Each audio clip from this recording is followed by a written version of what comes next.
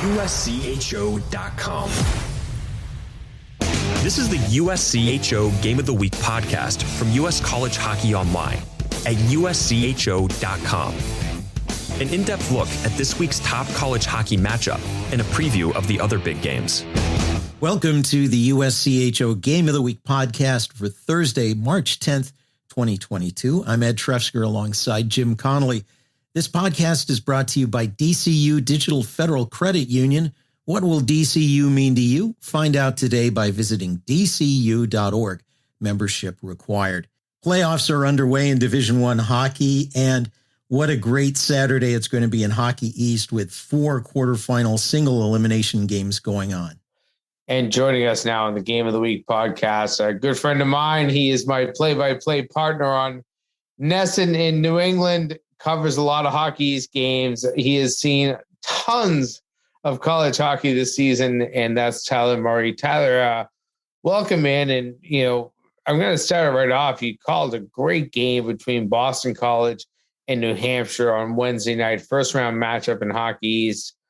Talk a little bit about that game and just what that game kind of symbolizes for what the Hockey East playoffs are going forward. Well, thanks for having me on, Jimmy and Ed. You're right. I have seen a lot of great college hockey this year. It's been a fun season, and this is the peak being on with you guys. So thank you again for having me. But that game, we saw Tyler Ward for UNH have the first hat trick in the Hockey East tournament since 2014. And if you had told me UNH was going to go in there and have a hat trick, I'd say guaranteed win. But Boston College, man, they are just red hot. They're finding ways to win. They're winning close. They're battle tested. And their captain, Mark McLaughlin, is back from the Olympic team, Team USA. Jack McBain is back from Team Canada and from a long injury. And in the end, they just made a couple more plays. But what we saw, Jim, is Eric Dopp, who at one time could be described as a much maligned goaltender. He was slumping for Boston College. He is playing as good as anybody right now in Hockey East, and that is bad news for the rest of the teams in that conference. He can really carry them, it feels like, to the Garden with one more win. Were you shocked by Eric Dopp? As much as I maybe was, I did not think that was a player that could come out of nowhere. And that's a transfer from Bowling Green, a kid that had great numbers in the old WCHA, but now he jumped into Hockey East. He seemed to struggle, and it seemed like, people were saying, well, now we're seeing a kid that's not in the league that he belonged in.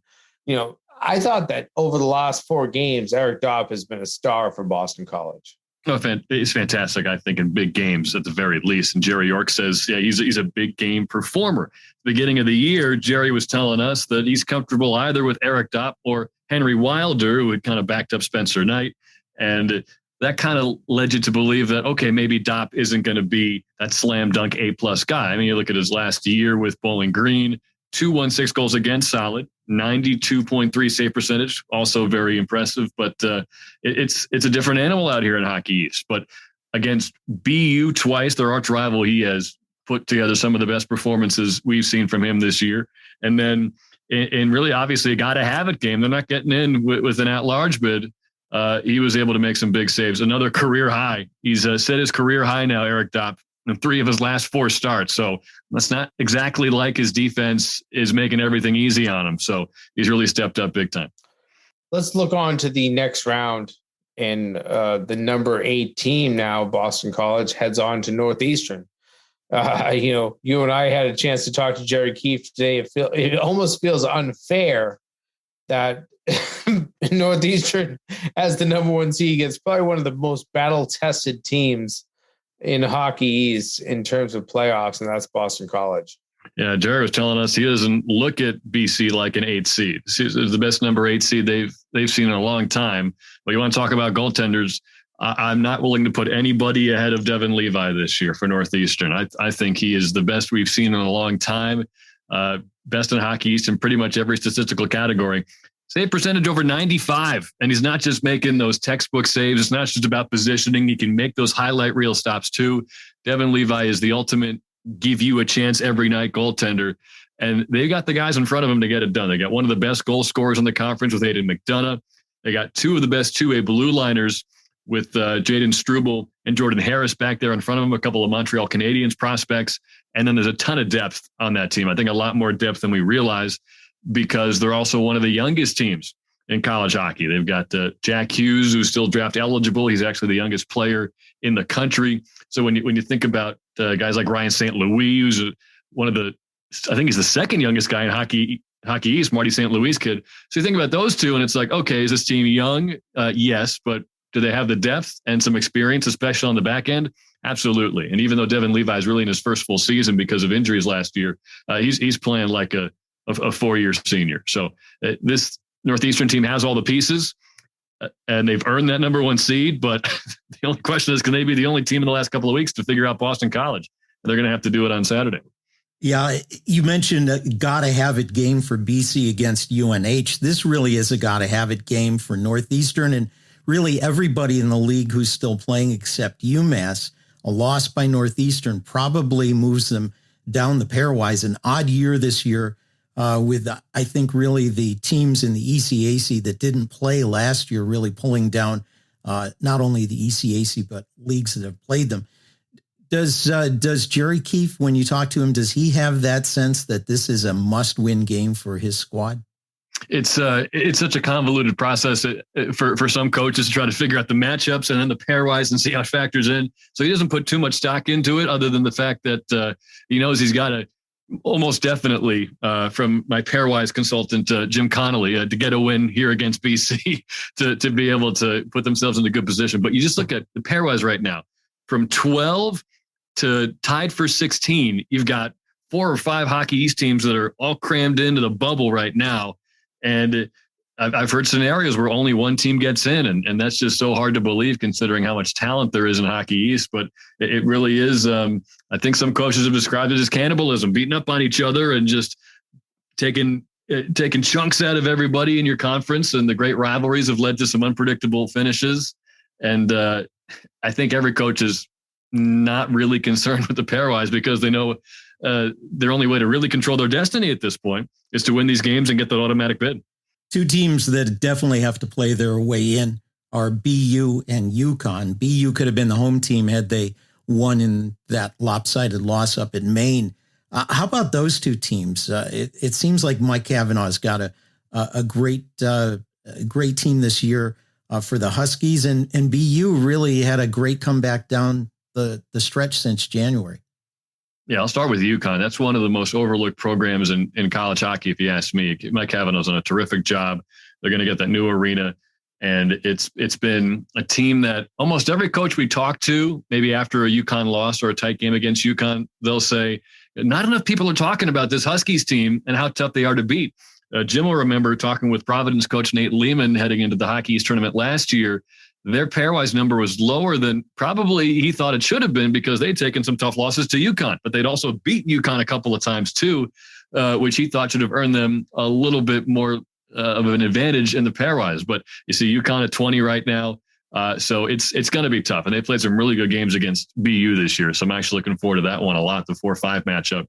And you said it, that game in Maine is such a head scratcher. BU could have clinched home ice. They could have really taken care of business, put themselves in a much better. I mean, you think about taking that loss to Maine, man, that pairwise really hurt them there with that defeat. So they're going to have to turn it on here. I mean, they've got a really talented veteran team at BU. It's not necessarily all of those U.S. development program guys, freshmen and sophomores. They've got some older players. They've got some experience. Drew Comesso, a terrific goaltender. But I'll flash back to last year where they were already going to be an at-large bid, so it wasn't the do or die, but they were just outworked by a Umass Lowell team in BU's building. I still remember that game, Jim, where BU was the 2 seed, I think, and Lowell came in as the 7, and they seemed like they wanted it more. BU made the tournament anyway, but I think you're going to have to bring your absolute A game. Maybe there's probably a talent advantage for BU over UConn, but if they don't come out right from the start, knowing how important that game is, then the Huskies are going to bury him. I do want to touch quickly on the other 2 games that are going on, but having these as single elimination contests instead of a 3-game series really changes things up quite a bit. Jim was mentioning the other day on one of the podcasts how it's really hard to get an upset in a 3-game series, and only 3 teams nationally did that last weekend. when it comes down to a single game here, it must feel pretty frantic for both of those teams. So maybe I'll put you on the spot a little bit. Do you think that was a wise decision to go to a single elimination, or would they have been better off with a best of three? Well, I think if there's two things to think about in Hockey East. A, did you have any upsets where maybe the better team didn't win and you're not going to get as fun of a matchup or maybe a deserving matchup in the second round? And B, what was the entertainment value like? And maybe it's just a small sample size, but we saw a really good game at BC yesterday, but it wasn't an upset. It wouldn't have been surprising to see if UNH had won, but I think BC, the way they've been playing, they earned that win. The more talented team, and that's going to set up a terrific matchup with BC and Northeastern. The other two games maybe not quite as close, with Merrimack and Providence advancing, but I just think entertainment value wise, it's a must see game. It's a can't miss event. Maybe in the quarterfinals in the past, best of three, it's okay. Let's see who wins game one. Maybe I'll tune in for game two because this is an elimination game. But I mean, we were talking yesterday, Jimmy, about line charts changing, getting all your top talented forwards on that first line together to try to get as much as you can out of that group. And those are the kind of moves you have to make when you need these wins. You can't really wait around and try to figure things out anymore. It's, let's get our best guys out there together, and you're going to get a lot more ice time from your top players in these games. You're going to rely a lot more on your stars. And I think that's what we saw yesterday with those two goals from Mark McLaughlin and that one early goal from Jack McBain. BC's relying on their stars, and that's what you have to do in elimination games. And that's what's more fun to watch. Sadly, a lot of empty seats at BC yesterday, but a sold-out house for Merrimack, and they advanced to take on Lowell, a natural rivalry that goes back decades. What do you see in this one, and what has Scott Borick done for the Warriors this year? What's been their big turnaround? It feels like a culture change the last couple of years. Everyone was talking last season that if Merrimack was able to stay clean on the COVID spectrum, that they would have made a real run. They maybe were able to sneak up on teams a little bit last year. I don't think that's the case anymore. They're the real deal. And yeah, you said it. They packed the house there at Lawler Rink. So that's been a fan base. I remember back in my days as a student in Hockey East, that was, we're going back to 2010-11 with, I think, Stefan DaCosta at Merrimack. That building would go nuts. I mean, I was intimidated there as a little 19-year-old student broadcaster, thinking I was going to get run out of the building. I mean, that's a crazy place to play. I was so glad to see all the fans there for that playoff game. And then UMass Lowell. I mean, Jimmy can tell you this, the structure for Norm Bazin, the program he's put together, and the way they play. Sure, it was an upset to see the 7-seed Riverhawks in the Hockey East title game last year, but I don't think anyone had to pick their jaw up off the floor to see them able to, back-to-back games anyway, beat BC and BU. So Merrimack's a really cool story, and I love seeing them succeed. It'd be really cool to see them get to the Garden. UMass Lowell is so tough to beat with the way they play, the discipline they play with, and the lack of mistakes. I think the Riverhawks, I give them a good chance against anybody in Hockey East. It really lasts 5+ years. The other matchup, Providence and UMass, they've started to build a pretty good rivalry, but it seems like Nate Lehman's squad has been kind of inconsistent this year, maybe a bit of a disappointment. Meanwhile, UMass comes into this having been swept by BC, kind of maybe feeling the tail between their legs too.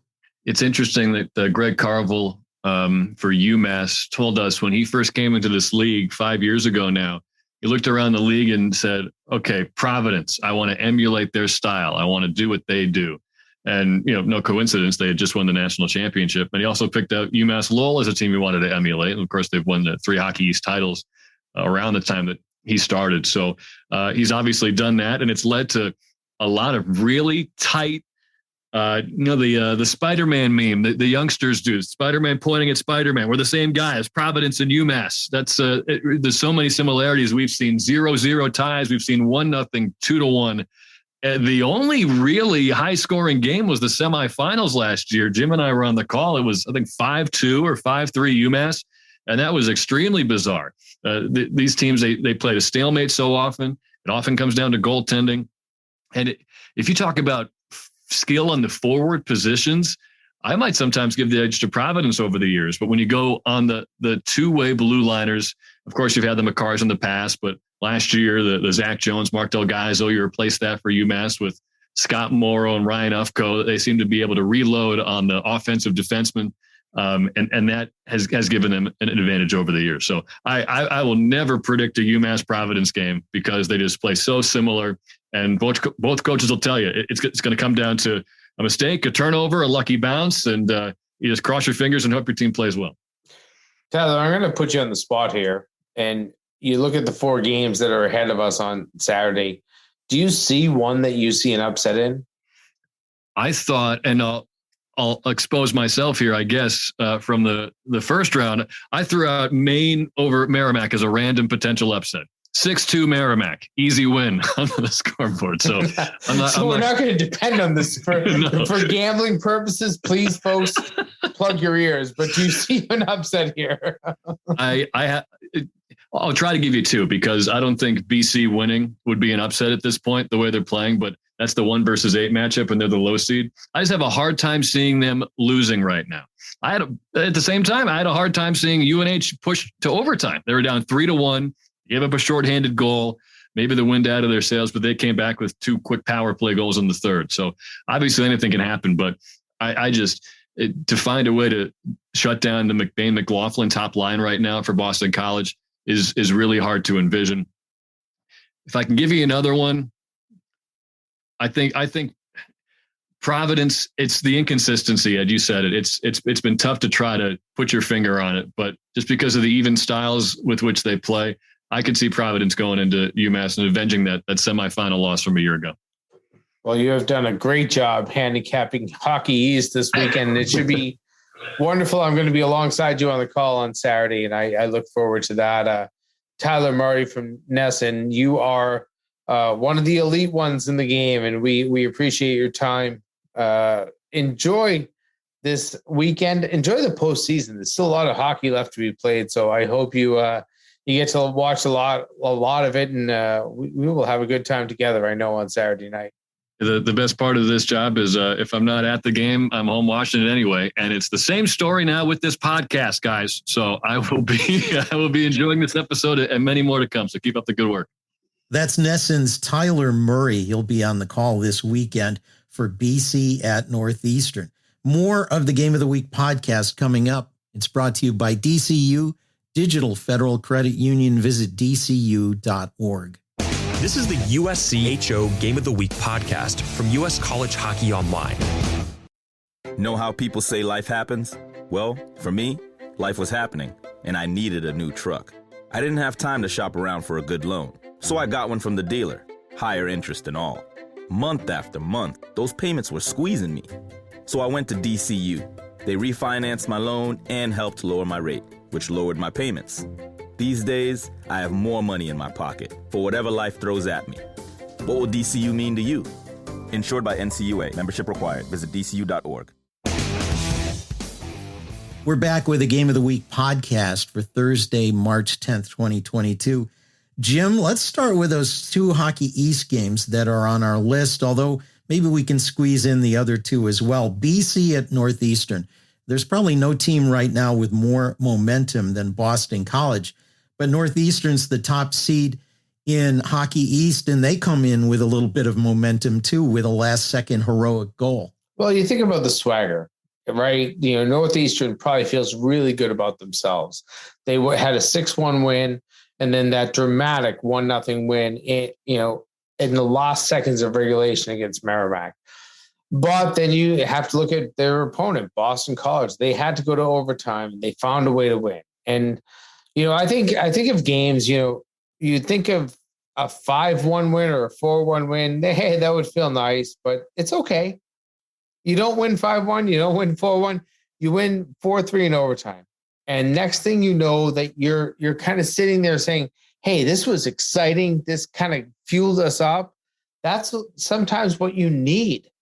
And I'll tell you, this BC team, they have swagger right now. And Jerry York used that exact expression. He talked about swagger when we were talking last week. He said, even if you're not the best team, you still have to have that swag, I think was his exact words. I think swagger is the word I would use, but he understands what it means to be a team that is very tough to compete with every year in the postseason. Well, and Eric Dopp, as Tyler mentioned, is playing very well, but he's going to be at the opposite end of the ice from perhaps the best goaltender in college hockey, at least a top 3 this year when you think of the great goaltending out there, with Devin Levi. If Dopp is playing at the top of his game and Levi is too, it could be a low-scoring thriller. It could be. I still don't expect that. Maybe a 4-2, 3-1, 3-2 game. That's what I expect. I think that both teams have the ability to generate the offense. That's the big thing. Devin Levi, fantastic goalie, and he's been really hot down the stretch.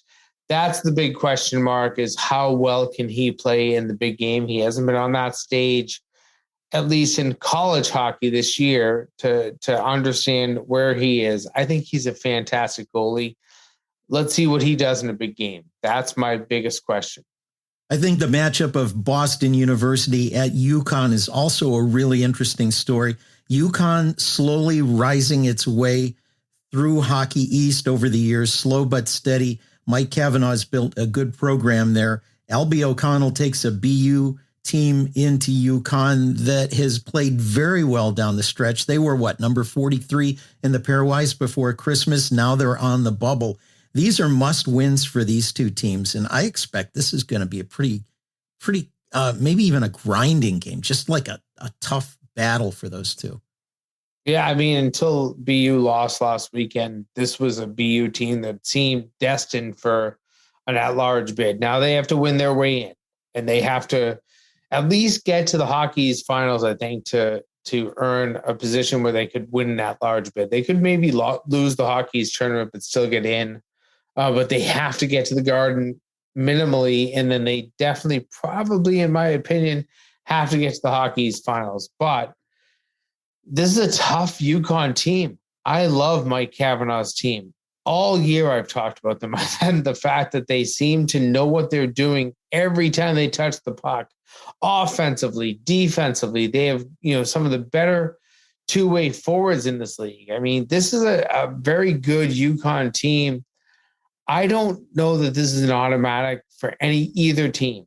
I know 4 versus 5 probably seems like one of those easy matchups to say, yeah, it's just a barn burner, but you'd love to say that BU had the momentum until last weekend. Maine kind of throws them off. And UConn, they were on a momentum trail too, and then they lost to Vermont last Friday. Like, which team can regain what they had just a few weeks ago? That is the biggest question we're going to see in that matchup. The other two games are not on our list, but we talked about them with Tyler Murray. Providence at UMass, Merrimack at Lowell. If UMass defeats Providence, the Friars are done. If UMass wins, you may only see one team in Hockey East in the NCAAs. It's that big a game to impact the rest of the season. Meanwhile, Merrimack at Lowell, we talked about teams and upsets. I would not be surprised to see the Warriors be able to pull something out, because they have just been that kind of team all year. They played a lot of overtime games. They seem to be believing in themselves, and they're really the best Merrimack team in a decade. Well, and they also beat Lowell twice this year, and they have that swagger, that confidence going into this game. But, Norm Bazin's teams always seem to perform in the postseason. So we'll see where that goes. The fact that Lowell has home ice, I think that's a big advantage for them. But you don't know. Single game, you just don't know. I would love to think that Lowell would have a huge advantage here, but they don't. They just don't. And this is a huge rivalry. I mean, you go back to 1970. This is a rivalry that goes back 40, 50 years. And this is one of the best rivalries up here that nobody ever talks about. Merrimack Lowell. You go back to some of the great games they played in Division II era. It's now translating back into the playoffs for the Division I era in a series that could be really closely contested. This is one that fans on both sides are going to be talking about. And in any one of these single elimination games, including the next two we're going to talk about in the Big Ten, one little moment can change the whole thing. A 5-minute major, even if you don't get a bunch of goals scored on you, if you take a 5-minute penalty, your offense is off the ice for a long time. You're getting guys tired out on the penalty kill. That can change the momentum of a game, even if you don't get scored on. There's no doubt. I think those are transcending moments usually. A major penalty, even if it's not a major, even a power play in these games can do a lot. You get momentum off a power play, you get momentum off a penalty kill. You think of how many coaches will tell you that, hey, we killed a 5-minute major and we feel much better about ourselves after that. And then we start to have some jump. You look at some teams, Boston College last night, we talked about it with Tyler in that game against UNH. They killed 3 straight penalties in the second period. Now, UNH did score 2 power play goals in the third period, but in the second period, Boston College got a shorthanded goal on a breakaway, and they had 3 total breakaways on 3 power plays. If you're a team that's on the power play and you give up 3 breakaways, you have to lose a little bit of your own confidence, lose a little bit of your own momentum. So those are those moments that coaches can point to in a game. They just say, you want everything to be so defined, but everything can't be well defined the way you always want it. Let's turn to the Big Ten. The first matchup, the top seed Minnesota, which had the weekend off last weekend, and Bob Motzko was kind of complaining about that to the media in a press conference, saying, hey, we need another team in this league, so I don't have to have a weekend off. The Gophers will host Penn State. The Nittany Lions took Ohio State in 3 games. They put up a ton of shots each night. Minnesota goaltender Justin Close may see 40 or more shots on net by the underdog Nittany Lions. This should be a good contest. I really feel like the Gophers are the team with the most momentum in the country right now. But this is not going to be your typical 1 versus 7. Well, bitch all you want, Bob Motzko. You know what? I would rather have a bye and not have to play a week than to have any sort of a situation where you're worried about a bye. You could have played the 8 seed that doesn't exist right now in the Big Ten and lost to them. So don't worry about that. Worry about getting your team ready to face a ton of shots, and you're going to face plenty of them. Penn State throws a lot of pucks at the net. You're going to face 35, 40, maybe even 45 shots in a night. Your goalie's good. And he's positional, and that's what Penn State throws at you is positional shots. Control your rebounds, do well in front of the net, take care of your own house. You'll be fine. I don't worry about Minnesota this weekend.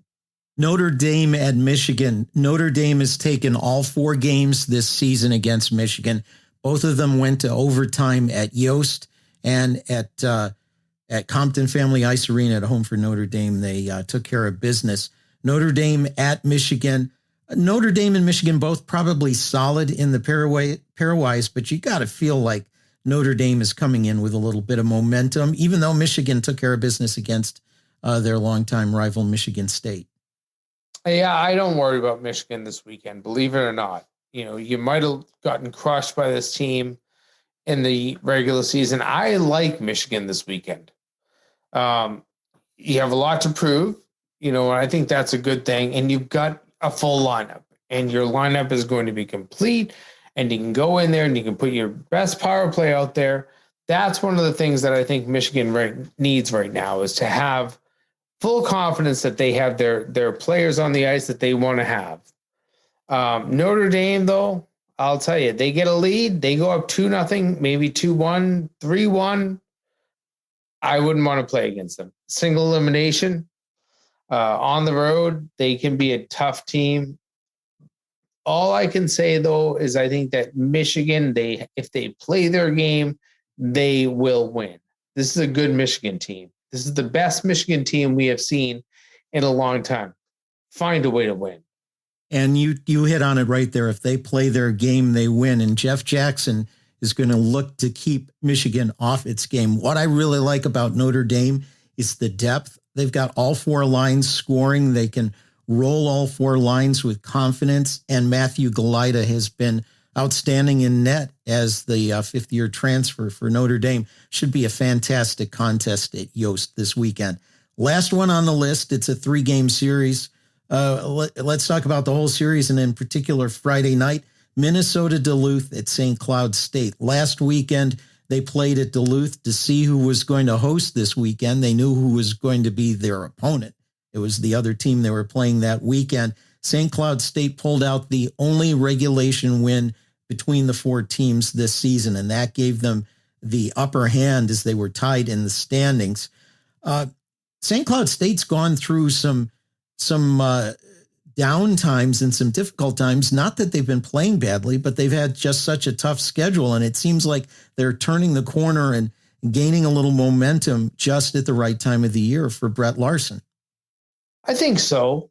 This is a team that I had on my radar as being a Frozen Four team this year, and I hope that they can get there because I think that St. Cloud State has a lot of talent.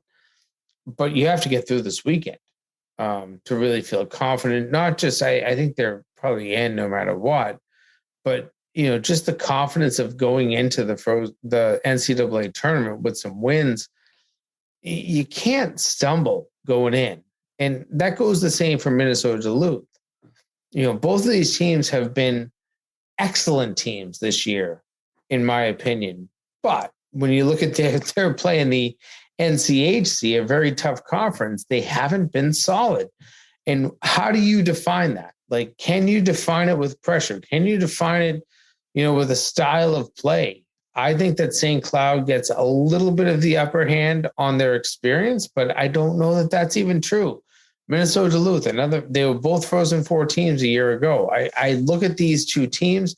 They're going to battle. They're going to be hard to find space. I think that both of these teams can do a great job this weekend. This should be one heck of a 3-game series. Might be the best 3-game series or the best quarterfinal matchup anywhere in the nation this weekend. And they should have a prop bet on how many games go to overtime in that series. Oh, stop. Don't even use those words. But I will say this also. We mentioned Brett Larson. He took the team to the national championship game last year. Scott Sandlin is one of the coaches that has a reputation about building teams for the postseason. And that's a team that can play so heavy and so disciplined and so shut down. It should be interesting to see the approach between the two teams this weekend. I always look at coaches that can do that. And people always criticize me for saying, they build a team for the postseason. They're like, who doesn't build a team for the postseason? Well, you know what? There are certain teams that are built to play heavier.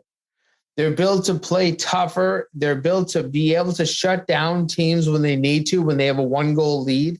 They also are teams that can offensively generate when they have to, and they are defensively usually can get pucks out of trouble. And there is something to that. There's a formula for moving pucks. There's a formula for doing the right thing in the postseason. It's not always easy, and I can't really describe what it is. I'm not a coach. But I've watched it enough times now to say that certain teams are definitely built for the postseason. Certain teams definitely are not. And the other key to that is execution. You can have a great game plan, but if you can't get the players to execute, it may all be for naught. And for some reason, some coaches just can get that little extra edge of execution out of a team. Absolutely. You nailed that. Execution is what it comes down to in the postseason. Well, Jim, we're going to wrap it there. A great weekend of hockey. It is the weekend before the best weekend of this season, and I hope you get to catch a few games, maybe some in person, certainly some on TV. This podcast has been brought to you by DCU Digital Federal Credit Union. What will DCU mean to you? Find out today by visiting dcu.org. Membership required. For Jim Connelly, I'm Ed Trefzger, and we'll catch you next time. This has been the USCHO Game of the Week podcast, a production of U.S. College Hockey Online.